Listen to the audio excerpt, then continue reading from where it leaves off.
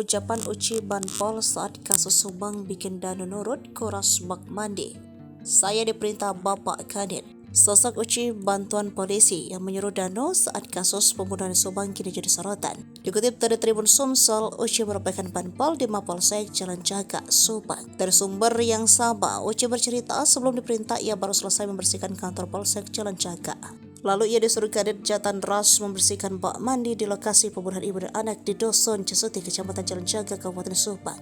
Uci lantas melaksanakan perintah tersebut. Sesampai di rumah Tuti, Uci mengaku dihampiri Danu. Ia kemudian meminta Danu membantu mengurus bak mandi. Keduanya kemudian langsung masuk ke dalam TKP kasus Subang. Tapi ternyata yang berkaitan dengan bak mandi itu bukan hanya Danu dan Banpol. Yosep rupanya sudah lebih dulu memeriksa bak mandi itu. Hal itu diungkapkan pengacara sendiri, Rohman Hidayat. Kata Rohman, bercak darah di baju Yosep didapati ketika memeriksa bak mandi. Yosep, kata Rohman, langsung memeriksa bak mandi.